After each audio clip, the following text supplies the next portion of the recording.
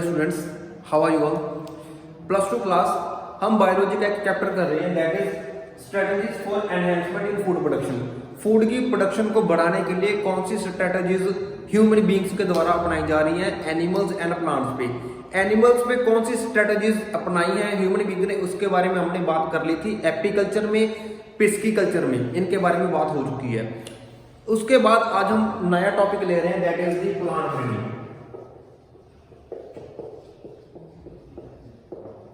Plant breeding में plants की yielding को बढ़ाने के लिए हम फार्मर्स बोल सकते हैं, फार्मर्स अपने कौन से एफर्ट्स पुट कर रहे हैं जिनसे प्लांट्स की ब्रीडिंग जो है करवाने से उनकी यील्डिंग बढ़ जाए, उनकी क्वालिटी एंड क्वांटिटी दोनों में इंप्रूवमेंट देखने को मिले। सो वो इंप्रूवमेंट बढ़ेगी तभी जो है वो फूड की प्रोडक्टिविटी बढ़ेगी, फूड बढ़ेगा, ह्यूमन बींग्स को अच्छी तरह से डिस्ट्रीब्यूट होगा, सभी को जो है फूड मिलेगा।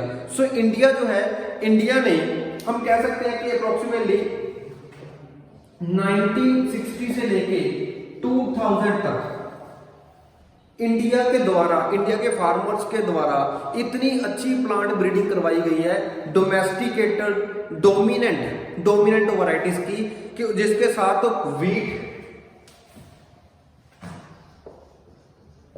वीट एंड राइस दोनों की ही प्रोडक्टिविटी बढ़ गई। वीट एंड राइस जो है दोनों की प्रोडक्टिविटी 60% तक उनको राइज कर लिया गया फार्मर्स के द्वारा फ्रॉम 1960 टू 2000 तक। जैसे कि वीट की बात कर लेते हैं, जैसे कि पहले 11 मिलियन थी प्रोडक्टिविटी उसकी, पर उसके बाद जो है 75 मिलियन तक जो है प्रोडक्टिविटी राइज हो गई है। एफर्ट्स जो है फार्मर्स ने इंडिया के इतने अपने एफर्ट्स डाल दिए, इतने ज्यादा शिद्दत से काम किया कि 11 मिलियन से 75 मिलियन तक वीट की प्रोडक्टिविटी ले गई। ऐसे ही वीट की हम बोल सकते हैं कि वीट की प्रोडक्टिविटी ऐसे ही 30 से सीधा 80 मिलियन तक, 30 मिलियन से लेके सीधा 80 मिलियन तक जो है वो राइस की वैरायटी भी बढ़ गई, जिससे इंडिया ने तो अपने लिए प्रोडक्टिविटी बढ़ा ली, उसके साथ साथ इतनी ज्यादा प्रोडक्टिविटी कर ली इंडिया ने प्लांट्स की कि वो एक्सपोर्ट करना भी उन्होंने स्टार्ट कर दिया, कि दूसरे शहरों, दूसरी जो है देश हैं उनमें भी एक्सपोर्ट करना स्टार्ट कर दिया अपना जो फूड की प्रोडक्टिविटी है उसको। ठीक है, सो प्लांट्स के द्वारा, अपने प्लांट्स के द्वारा ये इंप्रूवमेंट जो है वो देखने को मिल रही है, जो कि फार्मर्स डोमेस्टिकेट कर रहे हैं, जिनको फार्मर्स जो है वो देख रेख करते हैं प्लांट्स की, फसलों की। सो उसमें प्लांट्स की, फार्मर्स की देख रेख में प्लांट्स की प्रोडक्टिविटी जो है वो राइज कर रही है। सो ये जो राइज करना है प्लांट्स में, प्लांट्स की प्रोडक्टिविटी का, प्लांट्स की क्वालिटी का, प्लांट्स की क्वांटिटी का, सो वो राइज करने की जो प्रोसेस है उसको एक स्पेसिफिक नेम दे दिया गया है, जिसको बोलते हैं that is called green revolution. आपको सभी को पता है, आपने सुना होगा ग्रीन रेवोल्यूशन उसको बोलते हैं। ग्रीन रेवोल्यूशन जो है वो देखने को मिल रहा है। वैसे तो प्लांट की ब्रीडिंग का प्रोसेस जो है वो हजारों सालों से चला है। हम बोल सकते हैं कि approximately is going on from 9000 to 11000 years ago. 9000 से 11000 साल पहले से ही फार्मर्स जो हैं वो डोमेस्टिकेट कर रहे हैं प्लांट्स को, अपनी देखरेख में उनकी ब्रीडिंग करवा रहे हैं, क्रॉसिंग ओवर करवा रहे हैं। तो तब से ही ये ग्रीन रेवोल्यूशन स्टार्ट किया हुआ है। बट उसके बाद जैसे जैसे साइंटिस्ट के द्वारा नई नई जो है वो टेक्नोलॉजीज निकाल दी जा रही हैं, उसके साथ इंप्रूवमेंट होती जा रही है, सभी को जानकारी होती जा रही है फार्मर्स को कि कैसे प्लांट्स को किसके साथ क्रॉस करवाना है, उससे यील्ड डे बाय डे बढ़ता जा रहा है। सो इसके लिए हमने बात की थी 1960 से लेकर 2000 तक तो बहुत ही ज्यादा इंप्रूवमेंट देखने को मिली है, क्योंकि बहुत ज्यादा स्ट्रेटजीज जो फार्मर्स हैं डोमेस्टिकेट कर रहे हैं वो प्लांट्स को, तो फार्मर्स के द्वारा बहुत ज्यादा स्ट्रेटजीज अपनाई जा रही है जिनसे प्लांट्स की यील्डिंग है वो बढ़ गई है। सो उसके ग्रीन रेवोल्यूशन की बात करें तो इंट्रोडक्टरी पार्ट जो प्लांट ब्रीडिंग का है, इसके बारे में बात करते हैं कि ये कौन से साइंटिस्ट हैं जिन्होंने इस पे काम किया। वो आपको पता होना चाहिए, एग्जाम में आपको उनके नेम जो है वो वैसे ही आ सकते हैं।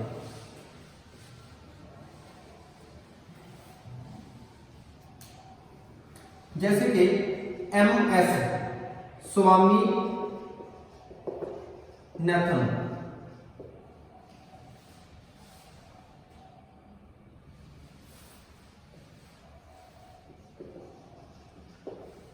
MS स्वामीनाथन नाम का एक साइंटिस्ट है जिसने कोलैबोरेट किया, कोलैबोरेटर मतलब उसके साथ मिलकर काम किया। किसके साथ? नॉर्मल नाम के एक साइंटिस्ट के साथ कोलैबोरेट किया। किसने? MS स्वामीनाथन ने। स्वामीनाथन ने जब नॉर्मल जो है उसके साथ, नॉर्मल एक क्या है? बोटैनिस्ट।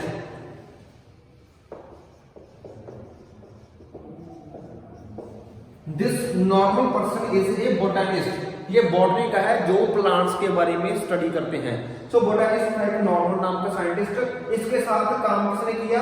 MS स्वामीनाथन ने। इन्होंने मिलकर जब वर्क किया प्लांट के ब्रीडिंग में, कि प्लांट की ब्रीडिंग कैसे बढ़ाई जाए, तो स्पेसिफिकली इंडिया में प्लांट कौन से हैं जिसकी ब्रीडिंग पे ज्यादा जोर डाला गया? वो है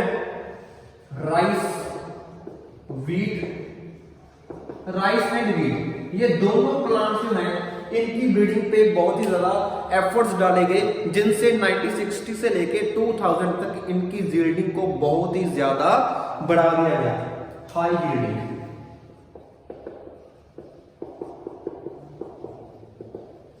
यील्डिंग इनकी जो हो गई। सो ये जो दो साइंटिस्ट हैं इन्होंने स्पेसिफिकली काम किया इस पे। सो ये साइंटिस्ट जो हैं इनको क्या बोला जाता है?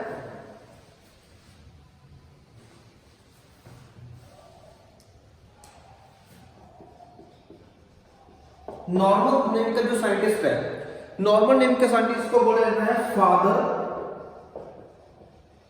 Of green revolution. Father of green revolution किसको बोला जाता है? नॉर्मल को। उस ऑन दी अदर हैंड जो MS स्वामीनाथन साइंटिस्ट है, इसको क्या बोला जाता है? Father of green revolution of India.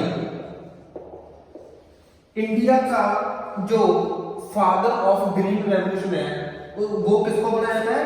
MS Swaminathan को। इसको याद रखना, अपने माइंड में रखना, क्वेश्चन आपको आ सकता है कि फादर ऑफ ग्रीन रेवोल्यूशन जो है वो किसको बोला जाता है। सो ये नॉर्मल जो है, नॉर्मल नेम का जो साइंटिस्ट है, बॉटनिस्ट है, ये बॉटनी है, प्लांट्स के बारे में स्टडी करते हैं जो। सो इसको क्या मिला था? नोबेल प्राइज इसको नॉर्मल को मिला था। एंड MS, क्योंकि इसको बोलते हैं father of green revolution, and father of green revolution of India only किसको बोलते हैं? MS स्वामीनाथन को। ये अपने माइंड में आपने रखना है, इसको भूलना नहीं है, ठीक है। अगर इसको स्किप करोगे तो आपको जो है थोड़ी सी कह सकते हैं कि क्वेश्चन को सॉल्व करने के लिए आपको प्रॉब्लम हो सकती है, क्योंकि ये स्पेसिफिक कुछ पॉइंट्स हैं जो 1 मार्क क्वेश्चन में भी आ सकते हैं कि किसको फादर ऑफ ग्रीन रेवोल्यूशन बोला जाता है, किसको father of green revolution India बोला जाता है, MS स्वामीनाथन कौन है और नॉर्मल कौन है, ये कहाँ पे ग्रीन रेवोल्यूशन पे कहाँ पे इन्होंने काम किया। सो नॉर्मल को नोबेल प्राइज मिल गया था 1970 में मिला था। 1970 में नोबेल प्राइज किसको मिला था? नॉर्मल को मिला था। सो ये आपने अपने माइंड में बढ़ा के रखना है, इसको भूलना नहीं है। सो क्या पर्पस क्या है? अगर प्लांट की ब्रीडिंग करवा रहे हैं तो प्लांट की ब्रीडिंग करवाने का पर्पस क्या है? To get high yielding, best quality and best quality, disease free plants. ये सभी करेंगे ना। यहां पर देखना, प्लांट ब्रीडिंग करानी है। प्लांट ब्रीडिंग कराने के लिए क्यों करवा रहे हैं? सबसे पहले हाई यील्डिंग पाने के लिए प्लांट की ब्रीडिंग करवाई जा रही है। उसके बाद best quality and quantity, best quality and quantity पाने के लिए प्लांट की ब्रीडिंग करवाई जा रही है। सो ये चीजें जो हमें वो प्लांट चाहिए, अगर ये मिलेंगी तभी तो अच्छी तरह से जो है वो प्लांट ब्रीडिंग सक्सेसफुल हो पाएगी ना। सो उसके लिए तीसरा जो है क्या है?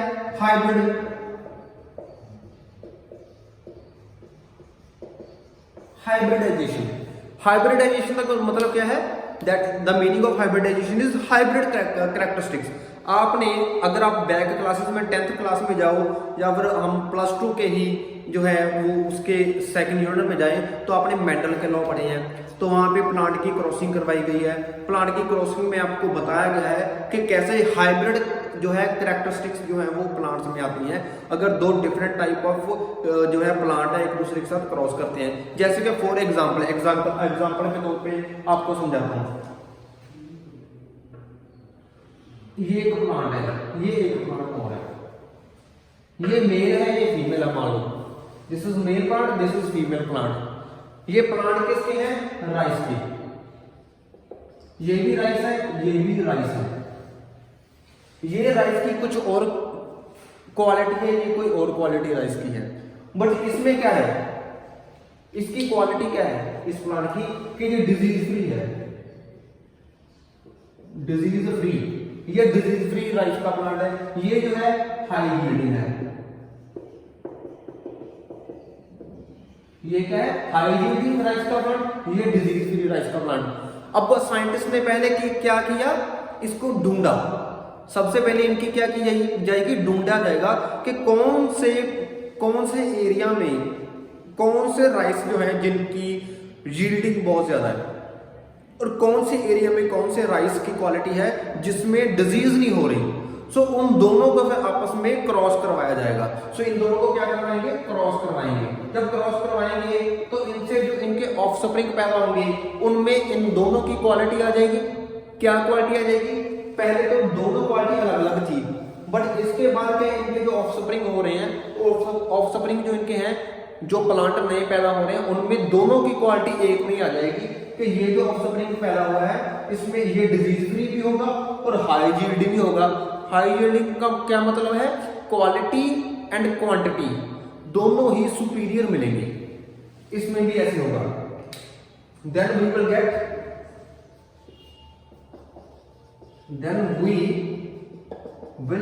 Gate best quality and quantity. Quality and quantity जो है वो बेस्ट मिलेगी। सो यही कारण है जिसके कारण प्लांट की ब्रीडिंग जो है वो सिलेक्टेड ब्रीडिंग करवाई जाती है to get desirable plants. Desirable plants है हमें। डिजायरेबल प्लांट्स जो है, डिजायर का मतलब क्या है? इच्छा। हमारी इच्छा जो है, जो प्लांट चाहिए वो इच्छा वाले प्लांट जो है हमारे पैदा करने के लिए तो क्या है, पहले सिलेक्टेड ब्रीडिंग करवाई जाएगी। सिलेक्टेड ब्रीडिंग करवाने से डिजायरेबल प्लांट जो है वो ग्रो होंगे। सो इस कंसेप्ट को अपने माइंड में आप सभी बिठा लेना, इनके नोट्स बना लो। So that is called cross breeding, inbreeding सभी में आती है, बट सिलेक्टेड ब्रीडिंग है। ये सभी किस में आते हैं? ऑल ओवर सिलेक्टेड ब्रीडिंग में। कि ब्रीडिंग जो है वो सिलेक्टेड ऑर्गेनिज्म जो है प्लांट के, उनमें उनकी जो ब्रीडिंग करवानी है to get desirable high yielding quality and quantity dominated जो प्लांट है वो चाहिए। उसके लिए प्लांट ब्रीडिंग जो है ये करवाई जाएगी। इस टॉपिक को अच्छी तरह से अपने माइंड में बिठा लेना, नोट्स बना लेना। हो सकता है आपको रिपीटली वीडियोस जो है एक बार में देख के छोड़ दोगे तो बाद में भूल जाती है। सो रिपीटली एक आधी बार एक बार और देखोगे तो वीडियोस देखने से आपके नोट्स भी बन जाएंगे और कंसेप्ट भी माइंड में रहेगा। कंसेप्ट माइंड में रहेगा तो आपको पता होगा कि कौन कौन से स्मॉल जो क्वेश्चन है वो आ सकते हैं। इसको अच्छी तरह पढ़ लेना, वीडियो को रिपीटली देखना, अपना काम जो है वो आप रेगुलरली कीजिए। Thank you so much, have a nice day.